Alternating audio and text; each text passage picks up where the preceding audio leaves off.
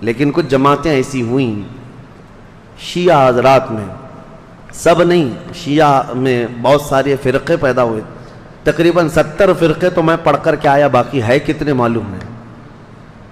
اس وقت سے حضرت عثمان غنی کی شہادت کے بعد سے جو شیعہ حضرات کی جماعتیں شروع ہوئیں، اہل تشیع بھی ان کو کہتے ہیں اور رافضی بھی ہیں، یہ ہر زمانے میں رہے اور ان میں فرقے بہت سارے ہوئے، کیسانیہ، غلات، اسماعیلیہ، دروزیہ، بزاریہ، نظاریہ، امامیہ، بہت سارے فرقے اس میں پیدا ہوئے، سب کے الگ الگ تھوڑے تھوڑے سے عقیدوں میں یا مسائل میں فرق ہے، لیکن ہے ایک ہی مینیو، کسی میں لال مرچی زیادہ، کسی میں ہلدی زیادہ، بس مینیو ایک ہی ہے، مین چیز جا کر کے وہیں پر ختم ہوتی ہے۔ حضرت علی کرم اللہ وجہہ الکریم، مولا علی کرم اللہ وجہہ الکریم کے متعلق جو عقائد گڑھے گئے، اس میں سے ایک فرقہ ایسا ہے جو حضرت علی کو خدا کے درجے تک پہنچاتا ہے، اور ان کا عقیدہ یہ بھی ہے کہ اللہ تعالی حضرت علی کی شکل میں دنیا میں آیا، نعوذ باللہ من ذالک، رب الارباب کہا، خالق کہا۔ ہم ایسے عقیدوں کے سخت خلاف ہیں، شرک ہرگز ہماری جماعت میں نہیں آ سکتا۔ حضرت علی رضی اللہ تعالیٰ عنہ کے لیے کچھ لوگوں نے الوہیت کا عقیدہ یعنی خدا ہونے کا عقیدہ بنایا، اور ایک فرقہ ایسا آیا وہ تو یہ کہنے لگے نبوت جو ہے وہ حضرت علی کو ملنے والی تھی، اور حضرت علی سوئے تھے تو اس لیے محمد صلی اللہ علیہ وسلم کو جبرائیل دے کے چلے گئے۔ یہ ایسا ہی بتا رہے ہیں جیسے نان کٹائی دے کر چلے گئے۔ ارے میاں نبوت ہے، جو جاگ رہا ہے اس کو نان کھٹائی مل گئی، جو سو رہا ہے اس کو نہیں ملی، کوئی مٹھائی ہے؟ نبوت اللہ تعالیٰ نے عالم ارواح میں ہی چن لیا ہے کہ کون نبی ہونے والا ہے، یہ سویا جاگتا ہوا معاملہ نہیں ہے۔ ابھی دنیا میں کوئی پیدا بھی نہیں ہوا تھا، صرف روحیں تھی، اسی وقت روحوں میں اللہ نے منتخب کر لیا ہے کہ کون نبی ہوگا۔ ایک بات یاد رکھیں، یہ عقیدہ مسلم عقیدہ اسلام کا کہ کوئی بھی شخص اپنی محنت، اپنی عبادت، اپنی ریاضت سے نبی ہرگز نہیں ہو سکتا، نبی صرف اللہ کے انتخاب سے ہوتا ہے۔ ہاں ولی بن سکتے ہو، آپ کثرت سے عبادت کر رہے ہو، اللہ کے ولی بن گئے، پرہیزگار بن گئے۔ ولی تو کوئی بنتا ہے کبھی عبادات سے، محنت سے، کسب سے، اور کبھی عطا سے، لیکن نبی محنت سے، عبادت سے نہیں ہوتا۔ تم 1,00,000 سال بھی سجدے میں سر جھکا کر بیٹھے رہو، نبی نہیں بنو گے۔ نبی تو اللہ تعالیٰ کے انتخاب سے، اور اب تو کسی کے نبی ہونے کا امکان ہی نہیں۔ حضور صلی اللہ تعالیٰ علیہ وسلم کے آنے کے بعد کوئی نبی نہیں آئے گا، یہ عقیدہ ضروری ہے، کیونکہ حضرت علی رضی اللہ تعالیٰ عنہ کے متعلق بہت ساری چیزیں گڑھی گئی ہیں۔ بیچ کا راستہ یہی ہے جو حق ہے، اہل سنت و جماعت کا راستہ، کہ ہم مولا کائنات علی ابن ابی طالب کرم اللہ وجہہ الکریم کو اسی عظمت کے ساتھ مانتے ہیں جیسے رسول اللہ کے صحابہ مانتے تھے، اور حضور نے جیسے ان کے متعلق فضیلت بیان فرمائی، وہی اسی حیثیت سے ہم مولا کائنات علی ابن ابی طالب رضی اللہ تعالیٰ عنہ کو سر آنکھ پر رکھتے ہیں۔ ہم ان وہابیوں کی طرح بھی نہیں جو حضرت علی رضی اللہ تعالیٰ عنہ کی شان کو گھٹاتے ہیں، نعوذ باللہ۔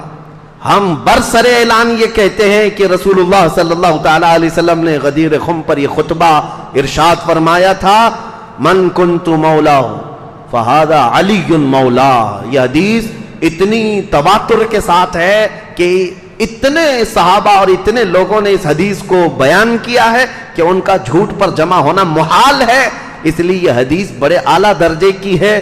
میرے آقا صلی اللہ علیہ وسلم نے فرمایا تھا، میں جس کا رسول گرامی وقار صلی اللہ تعالیٰ علیہ وسلم کے وہ نواسے جن کی شہادت پوری دنیا کو ہلا کر رکھ دیتی ہے، 14 صدیاں گزر جانے کے بعد اب بھی وہ غم ہلکا نہیں ہوتا۔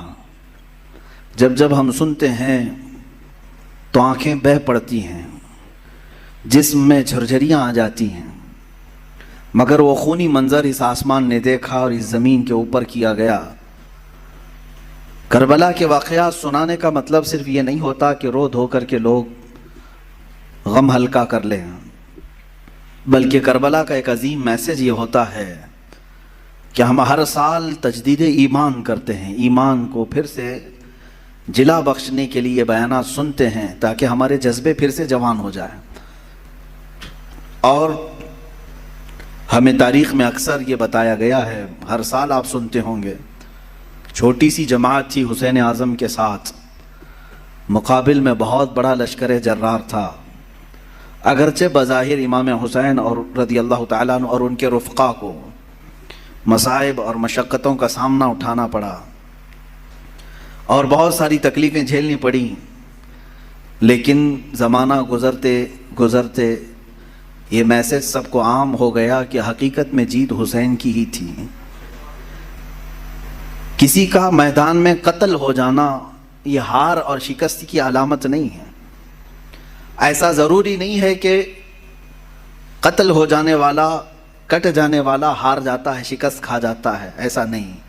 اکثر ایسا بھی ہوا ہے کہ اپنے جسم کے ٹکڑے کر جانے والا بعد میں پھر اپنی ہمیشہ کی ایک سلطنت قائم کر جاتا ہے، حکومتیں قائم کر جاتا ہے۔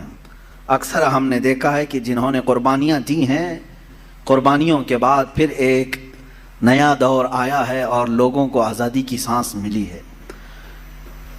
میں بلا تشبیہ و بلا تمثیل یہ کہوں گا، ہمارے ملک ہندوستان کو آزاد کرنے میں جن علماء اہل سنت نے اپنا خون پیش کیا، اگرچہ بظاہر انگریزوں نے انہیں پھانسی پر چڑھایا، کالا پانی بھیجا یا پھر انگاروں سے جلایا اور زخموں پر نمک چھڑکا، یہ سب کیا، تو آج کوئی یہ نہیں کہتا ہے کہ وہ مر گئے، ختم ہو گئے، کچھ حاصل نہیں ہوا، بلکہ آج بھی یہ کہا جاتا ہے کہ ان کی قربانیوں کی بدولت آج ہم آزادی کی سانس لے رہے ہیں۔ کسی کی قربانیاں رنگ لاتی ہیں، اسی لیے شاعر نے کہا تھا قتل حسین اصل میں مرگ یزید ہے، یعنی اصل میں یہ موت یزید کی ہے، اسلام زندہ ہوتا ہے ہر کربلا کے بعد۔ عزیزان گرامی وقار، رسول پاک صلی اللہ تعالیٰ علیہ وسلم کے اہل بیت اطہار کے بیان سے میں آگے شروع کرتا ہوں۔ کربلا کے مختصر واقعات آپ کے سامنے عرض کروں، تفصیلاً آپ سنتے آئے ہیں، مگر اب میں اپنا مزاج یہ بدلنا چاہتا ہوں کہ ہم اب تک ان واقعات کو سن کر بہت روئے ہیں، اب رلانے کا وقت بھی آنا چاہیے۔ روئے بہت ہیں، ظالموں کی ظلم کو سنتے رہے اور مظلوموں کی آہ و بکا کو دیکھتے ہوئے ہم رو تو لیے، لیکن اب جذبہ ایسا جوان ہونا چاہیے کہ ظالموں کو رونے پر ہم بھی تو مجبور کریں کہ اب تمہارے بھی رونے کا وقت آ جائے۔ یہ اہل بیت اطہار حضور اکرم صلی اللہ تعالیٰ علیہ وسلم کے اس عظیم گھرانے کو کہتے ہیں جن کی پاکی و صفائی قرآن نے خود بیان کی۔ قرآن خود کہتا ہے انما یرید اللہ لیذھب عنکم الرجس اہل البیت ویطہرکم تطہیرا، اللہ تعالیٰ تمہارے گھر سے ہر طرح کی ناپاکی کو دور کرنا چاہتا ہے۔ کس کے گھر سے؟ رسول پاک صلی اللہ علیہ وسلم کے، اور آپ کی اہل بیت کو خوب صاف ستھرا کرنا چاہتا ہے، اور کیا بھی اس نے۔ اللہ تعالیٰ نے حضور اکرم صلی اللہ تعالیٰ علیہ وسلم کے گھر میں جو افراد عطا کی وہ دنیا کے سب سے عظیم لوگ ہیں۔ حضور اکرم صلی اللہ علیہ وسلم کی جتنی بیویاں ہیں ازواج مطہرات، وہ تمام مومنوں کی مائیں ہیں، امہات المومنین ہیں، سب سے عظیم مائیں ہیں۔ رسول پاک صلی اللہ علیہ وسلم کے جتنے بیٹیاں ہیں وہ سب سے عظیم بیٹیاں ہیں حضور اکرم صلی اللہ علیہ وسلم کی، اور ان کی عزت اللہ کے نزدیک بہت بلند ہے۔ اسی طرح حضور اکرم صلی اللہ علیہ وسلم کے خاندان کو جو شرف حاصل ہے وہ دنیا کے سارے خاندانوں میں سب سے افضل خاندان میرے آقا صلی اللہ علیہ وسلم کا ہے۔ آج بھی میرے عزیزوں، آج بھی سارے نسب ختم کر دیے جائیں گے سوائے رسول اللہ کے خاندان کے۔ سادات جو ہوں گے، آج بھی جو سید ہوں گے میرے آقا صلی اللہ علیہ وسلم کی نسل سے، ان کا احترام ہم پر واجب ہے، ان کی تعظیم و تکریم ہم پر واجب ہے، اس لیے کہ رسول پاک صلی اللہ تعالیٰ علیہ وسلم کے گھر سے جو ان کی نسبت ہے، یہ نسبت ہی ہمارے لیے بہت بلند ہے۔ قرآن پاک کی آیت ہے قُلْ لَا أَسْأَلُكُمْ عَلَيْهِ أَجْرًا إِلَّا الْمَوَدَّةَ فِي الْقُرْبَى، اے محبوب آپ فرما دیں اپنے غلاموں سے کہ میں تم سے کوئی اجرت نہیں مانگتا۔ رسول پاک صلی اللہ علیہ وسلم نے ہم سے کوئی معاوضہ مانگا ہے؟ حضور اکرم صلی اللہ علیہ وسلم کی بدولت ہمیں ساری نعمتیں ملی ہیں، ان کے صدقے میں سب کچھ ملا ہے، بدلے میں حضور نے کچھ مانگا ہم سے؟ قرآن خود یہ کہہ رہا ہے کہ اے رسول آپ فرما دیں کہ میں تم سے کوئی چیز نہیں مانگتا، بدلے میں کوئی چیز نہیں طلب کرتا، مگر اتنا کہ تم میرے اہل بیت سے محبت کرو۔ الا المودۃ فی القربى، رشتہ داروں سے، حضور اکرم صلی اللہ علیہ وسلم کے گھر والوں سے محبت کرنا، اس کو تو رسول کریم صلی اللہ تعالیٰ علیہ وسلم نے بھی اظہار فرمایا۔ ایک حدیث ملتی ہے، من مات علی حب آل محمد مات شہیدا، جو حضور کی آل کی محبت میں، حضور کے گھر والوں کی محبت میں انتقال کر گیا دنیا میں، اسے شہادت کا مقام عطا کیا جاتا ہے۔ اہل بیت کی محبت شہادت کے مقام کو پہنچاتی ہے۔ عزیزان گرامی، رسول پاک صلی اللہ علیہ وسلم کی اہل بیت میں کون ہیں؟ مفسرین نے الگ الگ رائے اگرچہ رکھی ہیں، لیکن زیادہ طور پر مشہور حضور اکرم صلی اللہ تعالیٰ علیہ وسلم کے اہل بیت میں آپ کی بیٹیاں، آپ کی ازواج مطہرات، یہ سب اہل بیت میں ہیں۔ ان میں سے بھی اخص جو خاص اہل بیت ہیں وہ سیدہ کائنات فاطمہ الزہرا رضی اللہ تعالیٰ عنہ، مولا علی کرم اللہ وجہہ الکریم، اور آپ کی اولاد حسنین کریمین رضوان اللہ تعالیٰ علیہم اجمعین، یہ سب اہل بیت میں سے ہیں۔ بلکہ ان کی اولاد جو بھی قیامت تک ہوگی وہ رسول پاک صلی اللہ علیہ وسلم کی اہل بیت میں سے ہوں گے۔ نبی کونین صلی اللہ تعالیٰ علیہ وسلم کی اہل بیت، ان کی عزت، ان کا احترام ہمارے لیے ضروری قرار دیا گیا، اور جو حضور کی آل سے بغض رکھتا ہے، ہلکی عداوت بھی رکھتا ہے، دشمنی رکھتا ہے، اس کا خاتمہ برا ہوگا۔ الا ان مثل اہل بیتی کمثل سفینۃ نوح من رکبها نجا ومن تخلف عنها ہلک۔ رسول پاک صلی اللہ علیہ وسلم ارشاد فرماتے ہیں، آگاہ ہو جاؤ، میرے اہل بیت کی مثال نوح علیہ السلام کی کشتی کی طرح ہے۔ نوح علیہ السلام کے زمانے میں سیلاب آیا، طوفان آیا، اور اس وقت اگر کوئی نجات پایا تھا تو کون؟ صرف نوح علیہ السلام کی کشتی میں جو سوار ہوا، باقی سب ہلاک ہو گئے۔ پوری دنیا میں یہ پانی بھرا تھا، سب ہلاک و برباد ہوئے، سوائے اس کشتی کے سواروں کے کوئی نہیں بچا۔ تو اللہ کے حبیب صلی اللہ علیہ وسلم فرماتے ہیں، میرے گھر والے، میرے اہل بیت نوح علیہ السلام کی کشتی کی طرح ہیں، جو انہیں تھام لیا وہ نجات پا گیا، جو ان سے دور ہوا وہ ہلاک ہو جائے گا۔ اہل بیت سے جو نفرت کیا یا ان سے دوری اختیار کیا وہ ہلاک ہو جائے گا۔ عزیزان گرامی وقار، یقیناً اہل بیت ہمارے لیے سر کا تاج ہے، لیکن ساتھ میں ہمیں رسول پاک صلی اللہ علیہ وسلم نے اپنے صحابہ کی محبت بھی سکھائی ہے۔ حضور اکرم صلی اللہ علیہ وسلم کا یہ فرمان عالی شان ہے، اصحابی کالنجوم بأیہم اقتدیتم اہتدیتم، میرے صحابہ ستاروں کی مانند ہیں، تم جس کی بھی پیروی کرو گے ہدایت پا جاؤ گے۔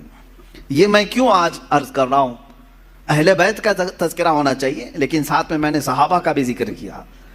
وجہ یہ ہے میرے عزیزوں کہ کچھ جماعتیں ایسی ہوں گی جو صحابہ سے نفرت کریں گی، حضور پاک صلی اللہ علیہ وسلم کے صحابہ کو کافر کہیں گی، مرتد کہیں گی، باغی کہیں گی، اور کچھ جماعتیں ایسی ہوں گی جو اہل بیت کو گالیاں دیں گی۔ صحابہ کی محبت تو دکھائیں گی لیکن اہل بیت کو گالیاں دیں گی۔ حضرت فاطمہ کو کہتے ہیں وہ بغاوت کرنے والی ہیں، حضرت امام حسین کے بارے میں کہتے ہیں انہوں نے یزید کے خلاف بغاوت کیا۔ یہ دونوں جماعتیں گمراہ ہیں، جو اہل بیت کی نفرت پالتی ہیں یا صحابہ کی نفرت پالتے ہیں، یہ دونوں جماعتیں ہیں، گمراہ ہیں۔ ان میں درمیانی جماعت وہ ہے جس کو مسلک اعلی حضرت اہل سنت و جماعت کہتے ہیں۔ اہل سنت و جماعت یہ ہمارا درمیانی مسلک ہے، درمیانی، کہ ہم کیا کہتے ہیں، جس کو امام اہل سنت فاضل بریلوی نے یوں ارشاد فرمایا، اہل سنت کا ہے بیڑا پار اصحاب حضور، نجم ہے اور ناؤ ہے اطرت رسول اللہ کی۔ یہ اس شعر میں نجم کا نام آیا ہے، ناؤ کا نام آیا ہے۔ نجم کہتے ہیں تارے کو، نجم کس کو کہتے ہیں؟ ستارے کو، اور ناؤ کشتی کو کہتے ہیں۔ اعلیٰ حضرت فرماتے ہیں ہمارا بیڑا تو پار ہے الحمدللہ۔ صحابہ کو حضور نے کیا فرمایا؟ میرے صحابہ ستاروں کی طرح ہیں۔ اہل بیت کو کیا کہا حضور نے؟ کشتی کی طرح ہے۔ اعلیٰ حضرت فرماتے ہیں ہمارے پاس تارے بھی ہیں اور کشتی بھی ہے۔ ہاں، تارے رات کے وقت اندھیرا ہو جائے تو پہلے کے زمانے میں تاروں سے ہی راستہ طے کیا جاتا تھا۔ آج بھی یہ تارے اور کشتی کا کیا ملاپ ہے میں آپ کو بتاؤں۔ اتنی ٹیکنالوجی ترقی کر گئی، پھر بھی جانتے ہیں آپ، جو شپ آج سمندروں میں چلتی ہیں، جو جہاز، بڑی بڑی جہاز ہیں سمندروں میں چلتی ہیں، سمندر میں وہ راستہ کہاں سے؟ کوئی روڈ بنا ہوا ہے؟ کوئی ٹریک بنی ہوئی ہے؟ کیسے وہ چلتی ہیں؟ برابر رخ کیسے لیتی ہیں؟ پورے جہاز کو، پوری کشتی کو ستاروں پر چلایا جاتا ہے۔ آج بھی ستاروں پر راستے طے کیے جاتے ہیں۔ اب ٹیکنالوجی اتنی آ گئی اور روڈ اتنے بن گئے کہ کوئی اب راستہ تلاش کرنے کے لیے تارے دیکھتا ہی نہیں۔ پہلے کے لوگ سفر کرنے کے لیے بھی تارے دیکھتے تھے، ہر تارے کا ایک सिमत होता था, इस तरफ यमन है, इस तरफ शाम है, इस तरफ इराक है, वो रास्ते इसी तरह से तय करते थे। इसलिए ये दो चीजों का मिलाप बयान किया गया। समंदर में अगर कश्ती है तो तारों से अपना रास्ता तय करती है। मेरे अजीजों, हम ये कहते हैं कि सिर्फ तारे देख करके चलें और समंदर में चलना चाहे तो भी मुमकिन नहीं है, और सिर्फ कश्ती पर बैठ जाएं तारे ना देखें तो भी मुमकिन नहीं है। इसीलिए आला हज़रत ने फरमाया, अहले सुन्नत का है बेड़ा पार, असहाबे हुजूर नज्म है और नाव है इतरत रसूलुल्लाह की। अल्लाह के रसूल की अता करदा दोनों नेमतें हमारे पास हैं। हम सहाबा की भी इज्जत करते हैं और अहले बैत अतहार की भी इज्जत करते हैं। इन दोनों में से किसी एक को भी हम खताकार, गुनहगार, मुआज़ल्लाह रब्बिल आलमीन, बागी, इस तरह के अल्फाज हम हरगिज़ नहीं इस्तेमाल करते। अहले सुन्नत का ये मौक़िफ़ रहा है। अब मैं अहले बैत अतहार के मुतालिक अर्ज़ करूँ, उसमें ख़ास तौर पर रसूल पाक सल्लल्लाहु तआला अलैहि वसल्लम के घर वालों में हसनैन करीमैन रज़ियल्लाहु तआला अन्हुमा, इनकी कदर क्या थी, इनकी इज़्ज़त क्या थी। सहाबा भी हुज़ूर पाक सल्लल्लाहु अलैहि वसल्लम के ज़माने में, हालांकि इनकी उम्र बहुत कम थी। हज़रत इमाम हुसैन हुज़ूर पाक सल्लल्लाहु अलैहि वसल्लम के इंतकाल के वक्त सिर्फ 6 साल के थे, 6 साल के थे। हज़रत हसन मुज्तबा रज़ियल्लाहु तआला अन्हु 7 साल के थे। बस ये 6 और 7 साल की उम्र थी जब हुजूर की वफात हुई, लेकिन उतने बचपन में भी सहाबा कराम का हाल ये था कि ये इतना अदब करते थे कि नमाज के आलम में कभी कभार हुजूर पाक सल्लल्लाहु अलैहि वसल्लम। अस्सलामु अलैकुम व रहमतुल्लाहि व बरकातुहू। मेरे प्यारे अजीज़ दोस्तों, मोहतरम भाइयों, कमेंट करके ज़रूर बताना कि मुफ्ती सलमान अज़हरी साहब का ये बयान आपको कैसा लगा। मुफ्ती सलमान अज़हरी साहब ने क्या इस बयान में हर एक बात सच कही है? क्या लगता है कि मुफ्ती सलमान अज़हरी साहब ने जो बयान दिया है वो बिल्कुल हक़ है? कमेंट करके मुझे ज़रूर बताइएगा। प्यारे दोस्तों, क्या मातम करना जायज़ है? हम मुस्तफ़ा करीम अलैहिस्सलातु वस्सलाम के सच्चे पक्के उम्मती सुन्नी हज़रात, हम अपने प्यारे नबी के नवासों से मोहब्बत करने वाले, हज़रत इमाम हुसैन रज़ियल्लाहु तआला अन्हु से सच्ची पक्की मोहब्बत करने वाले, उनके नाम पर जान कुर्बान करने वाले, अहले बैत से सच्ची पक्की मोहब्बत करने वाले, क्या इमाम हुसैन की शहादत पर हम मातम करेंगे? मातम करना जायज़ है? शरीयत ने मातम करने के लिए क्या कंडीशंस रखी हैं? क्या शरीयत में मातम के लिए मातम करना जायज़ है? इस तरह का हुक्म कहीं देखा? तो मातम करना जायज़ है या जायज़ नहीं है? मुहर्रमुल हराम में मातम करना जायज़ है या जायज़ नहीं है? यही थंबनेल था वीडियो का। तो प्यारे दोस्तों, इस वीडियो के अंदर मुफ्ती सलमान अज़हरी साहब ने बहुत ही प्यारे अंदाज़ में हमको सिखाया, समझाया कि मातम करना जायज़ नहीं है, मातम करना जायज़ नहीं है, और ये मुसलमानों का तरीक़ा नहीं है, सुन्नियों का तरीक़ा नहीं है मातम करना। इस्लाम में मातम की कोई हकीकत है ही नहीं। अरे इमाम हुसैन कोई मर थोड़ी गए हैं, अल्लाह के फजल से इमाम हुसैन ज़िंदा हैं। यजीद मरा, मौत तो यजीद को आई, मेरा हुसैन तो शहीद हुआ करबला के मैदान में, चंद लम्हात के लिए शहादत, चंद लम्हात के लिए मौत का जायका चखा, फिर मेरा हुसैन ज़िंदे हैं। अल्लाह ख़ुद कुरान में फरमाता है, वला तक़ूलू लिमन युक़तलु फ़ी सबीलिल्लाहि अमवात बल अहयाउन वलाकिन ला तशऊरून, कि वो लोग जो अल्लाह की राह में कत्ल किए जाएं उन्हें मुर्दा मत कहो, बल्कि वो ज़िंदा हैं, लेकिन तुम्हें उनकी ज़िंदगी की समझ नहीं है। मेरे हुसैन अभी भी ज़िंदा हैं। दूसरी आयत में अल्लाह फरमाता है, वला तहसबन्नल्लज़ीना क़ुतिलू फ़ी सबीलिल्लाहि अमवाता बल अहयाउन इंदा रब्बिहिम युरज़क़ून, कि वो लोग जो अल्लाह की राह में कत्ल किए जाएं उन्हें मुर्दा कहना तो बड़ी चीज़, उन्हें मुर्दा गुमान भी मत करो, बल्कि वो ज़िंदा हैं और अल्लाह के यहाँ उनको रिस्क दिया जाता है। तो यकीनन मेरे हुसैन आज भी ज़िंदा हैं और अल्लाह के यहाँ उनको रिस्क दिया जाता है। इसकी एक मिसाल ये है कि आप कभी भी हज़रत इमाम हुसैन से मदद मांगो तो वो आपकी मदद ज़रूर करेंगे। क्या मुर्दा कोई मदद कर सकता है? नहीं कर सकता। मेरे हुसैन ज़िंदा हैं, इसी वजह से तो वो लोगों की मदद करते हैं, लोगों के पुकारने पर उनकी फ़रियाद के लिए पहुंच जाते हैं, उनकी मदद फरमा देते हैं, गैब से इंतज़ाम फरमा देते हैं। तो प्यारे दोस्तों, इस वीडियो के अंदर जो मुफ्ती सलमान अज़हरी साहब ने बताया कि मातम करना जायज़ नहीं है, बिल्कुल सही है। इस्लाम में मातम की कोई हकीकत नहीं है, शरीयत हमको मातम करने की इजाज़त नहीं देती। اور جو ماتم کرتے ہیں وہ ہم میں سے نہیں ہیں، وہ مسلمان نہیں ہیں، ان کا ایمان نہیں ہے۔ مصطفیٰ کریم علیہ الصلاۃ والسلام کی شریعت کا مذاق بنانے والے ہیں جو ماتم کرتے ہیں، کیونکہ شریعت میں ماتم کی کوئی حقیقت نہیں ہے۔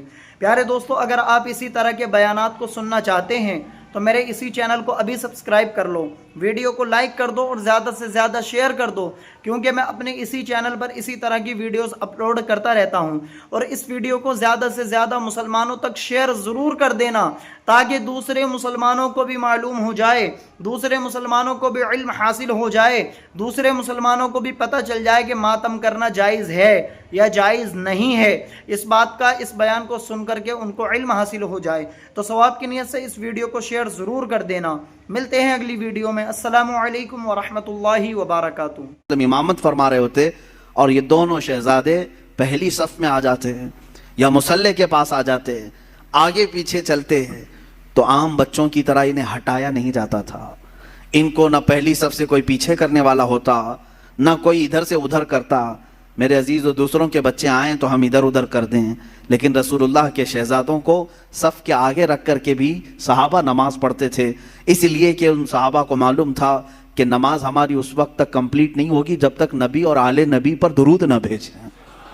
ہاں، تحیات میں بیٹھنے کے بعد تو پڑھنا ہی پڑے گا نا، اللہم صلی علی محمد وعلی آل سیدنا محمد۔ ہم تو کہتے ہیں اے اللہ درود بھیج محمد صلی اللہ علیہ وسلم پر اور ان کی آل پر۔ تو صحابہ کی نمازیں کیسی ہوتی ہوں گی جب نماز میں تحیات پر بیٹھ کر کے یہ پڑھتے ہوں گے اللہ نبی پر تو درود بھیج، تو مصلی پر نبی کو دیکھ رہے ہوں گے، اور جب آل محمد پر درود بھیجتے ہوں ان شہزادوں کو پہلی صف میں دیکھ رہے ہوتے ہوں۔ ان صحابہ کی نمازیں کیسی ہوتی ہوں گی۔ بہرحال حسنین کریمین رضوان اللہ تعالی علیہما، اللہ تعالیٰ نے ان کو رسول پاک صلی اللہ تعالی علیہ وسلم کے گھر میں اس طرح سے ودیعت فرمایا کہ ان کا نام بھی جنتی نام رکھا گیا۔ حسن اور حسین، میرے آقا نے فرمایا اسما من الجنتی، یہ جنت کے ناموں میں سے ہے، جنت کے ناموں میں سے ہے۔ اور میرے آقا صلی اللہ علیہ وسلم اکثر امام حسین کو سونگھتے تھے۔ چومنا الگ چیز ہے نا، بچوں کو ہم بوسہ دیتے ہیں، چومتے ہیں، حضرت امام حسین کو حضور پاک صلی اللہ علیہ وسلم سونگھتے تھے۔ چومنا بھی ہوتا ہے، میرے آقا صلی اللہ علیہ وسلم سے چومنا بھی، بوسہ لینا بھی ثابت ہے، لیکن اکثر آپ ان کی گردن کے پاس اور ان کے چہرے کے پاس سونگھتے تھے۔ اور میرے آقا صلی اللہ علیہ وسلم فرماتے ہیں ہما ریحانتی فی الجنہ، یہ دونوں میرے لیے جنت کے ریحان پھولوں میں سے ہیں۔ جنت کے جس طرح ریحان پھول ہیں، اللہ تعالیٰ نے حسن و حسین رضی اللہ تعالیٰ عنہما کو جنت کے پھولوں کی طرح خوشبودار بنایا تھا۔ اندازہ کرو میرے عزیزو، جن شہزادوں کی خوشبو خود سید الانبیاء سونگھ رہے ہوں، تو کیا اہل بیت میں خوشبو نہیں ہوتی ہے؟ کیا رسول اللہ کے خاندان میں خوشبو نہیں ہوتی؟ یہاں پر مجھے بات یاد آتی ہے، کسی نے مجھ سے کہا تھا کچھ سال پہلے، میں نے ایک واقعہ بیان کیا تھا، اعلیٰ حضرت امام احمد رضا خان فاضل بریلوی رضی اللہ تعالیٰ عنہ کے اہل بیت کا ادب کرنے کا ایک واقعہ مشہور ہے، جس کو ایک صاحب نے اعتراض کر کے کہا تھا کہ ایسا کیسا انہوں نے سونگ لیا۔ سنیے، بریلی شریف میں پالکی چلتی تھی، پالکی اسٹیشن سے گھر جانا ہو، کہیں پر بھی جانا ہو تو 4 لوگ جو ہے ایک چھوٹی سی پالکی اٹھاتے تھے، جیسے اب رکشہ ہے، پہلے وہ لوگ مزدور اٹھا کر کے لے جاتے تھے، عام تھا، یہ مکہ میں بھی موجود تھا، طواف کرانے کے لیے پالکیاں ہوتی تھی، حبشی لوگ اٹھاتے تھے۔ بریلی میں امام اہل سنت فاضل بریلوی نے یہ کرائے کے پالکی والوں کو بلایا، اس میں 3 لوگ تھے یا 4 لوگ تھے یا جتنے بھی تھے، پالکی اٹھانے والوں نے کرایہ طے کیا، اٹھا لیا۔ تھوڑی دیر کے بعد اعلیٰ حضرت فاضل بریلوی رضی اللہ تعالیٰ عنہ کہنے لگے روک دو روک دو۔ روکا گیا، اتر گئے، کہا کہ تم میں سے کوئی سید زیادہ ہے؟ پالکی اٹھانے والوں میں سے کوئی سید زیادہ ہے؟ تو لوگوں نے کہا میاں تمہیں تو کرائے سے مطلب ہے، کرایہ دو اور چلو آگے، پیسے دو اور اپنا، یہ کیا ہے، سید ہے، پٹھان ہے، کوئی بھی تو اٹھائے۔ اعلیٰ حضرت نے کہا ہرگز نہیں، میرا یہ شیوا نہیں ہے کہ کسی سید زادے پر میں سوار ہو جاؤں۔ آپ نے بار بار اصرار کیا تو ان پالکی اٹھانے والوں میں ایک سید زادہ تھا، انہوں نے کہا کہ ہاں میں سید ہوں۔ اللہ اکبر، تھوڑی دیر ہی سوار ہوئے تھے، اعلیٰ حضرت رضی اللہ تعالیٰ عنہ ان کے ہاتھوں کو پکڑ لیا، رونے لگے، بڑی خطا ہو گئی مجھ سے، غلطی ہو گئی، میں قیامت کے دن کیا منہ دکھاؤں گا رسول پاک کو کہ احمد رضا تو میرے بیٹے کے کندھے پر سوار ہوا تھا۔ اور رونے لگے۔ اس کے بعد اتنے ہی پر نہیں معافی مانگ کر، بلکہ اس سید زادے کو پالکی پر بٹھایا اور وقت کا مجدد خود پالکی اٹھایا۔